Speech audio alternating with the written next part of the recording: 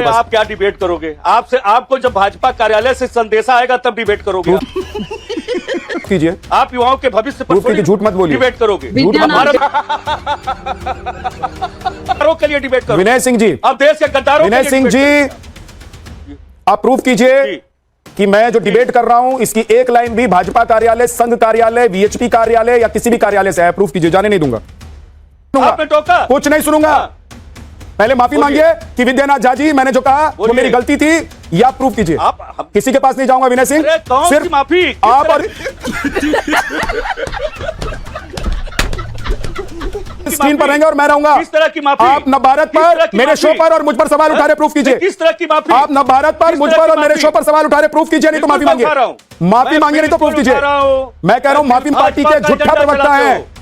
आप भाजपा का एजेंडा बिना किसी सबूत के, बिना किसी बात के, आप बिना मतलब में कुछ भी बोलते हैं। प्रूफ कीजिए, नहीं तो माफी मांगिए। एजेंडा चलाते हो आप आपने हिम्मत नहीं है, हिम्मत नहीं है विनय सिंह। जिस दिन ये प्रोटेस्ट चल रहा था ना, जमीन पर खड़ा होकर और छात्रों के बीच से, गुंडे बदमाशों के बीच से रिपोर्टिंग कर रहा था। इतनी क्या बोला तूने? तो चलिए शुरू करते हैं। एक्शन।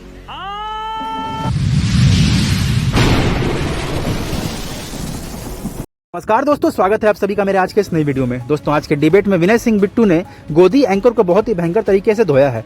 दोस्तों, गोदी एंकर वंदे मातरम को कानूनी संरक्षण प्रदान करने की बात कर रहे थे। तो दोस्तों, इस बात पर चर्चा होते हुए ही विनय सिंह बिट्टू ने कहा कि पेपर लीक का मुद्दा जब देश में चल रहा था तब आप स्टूडियो में बैठ के डिबेट करवा रहे थे, आपने ग्राउंड पे कभी काम नहीं किया और आप बीजेपी का एजेंडा चलाते हो। तो दोस्तों, इस बात से गोदी एंकर काफी भड़क गए और उनसे माफी मांगने को कहा है। तो दोस्तों, काफी मजेदार वीडियो है, आप सभी ये वीडियो पूरा देखिएगा और अगर आप मेरे चैनल पर नए हैं तो मेरे चैनल को सब्सक्राइब करना मत भूलिएगा।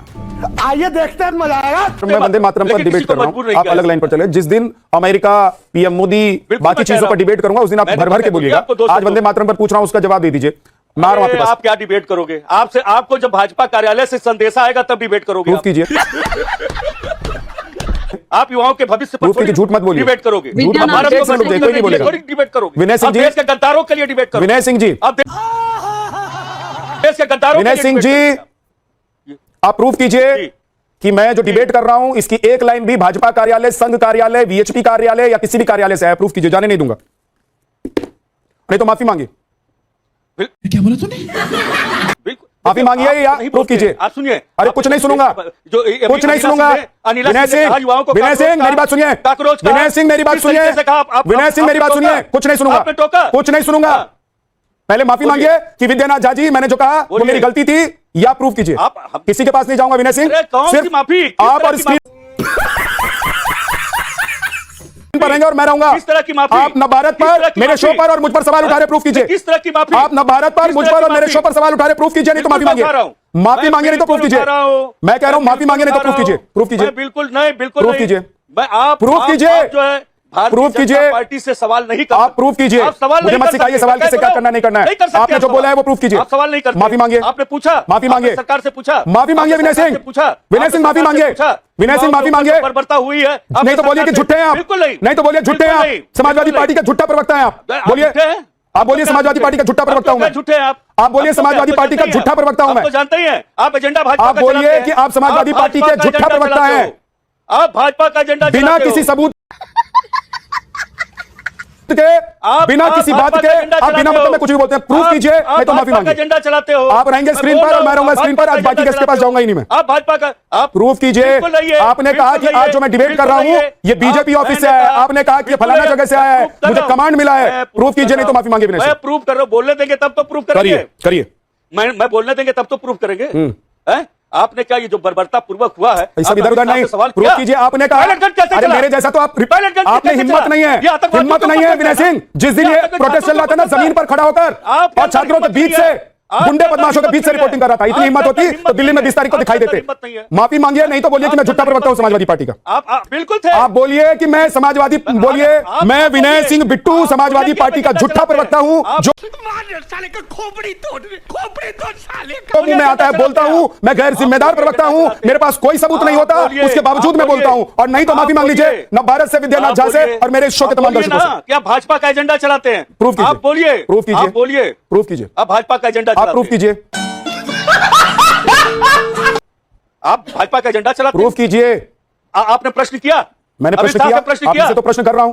आपने अमित शाह से प्रश्न किया? मैं आपने जिससे प्रश्न करना होता है करता हूं। पहले पार्टी से पूछ लीजिएगा, अपने पार्टी के प्रवक्ताओं से पूछ लीजिएगा जो यहां पर बैठते नहीं, हैं। ये- आप पहले बोलिए कि मैं विनय सिंह बिट्टू समाजवादी पार्टी का गैर जिम्मेदार झूठा प्रवक्ता हूं, जो मुंह में आता है बोलता हूं, मेरे पास कोई सबूत नहीं होते, कोई प्रूफ नहीं होता, लेकिन मैं बोल देता हूं।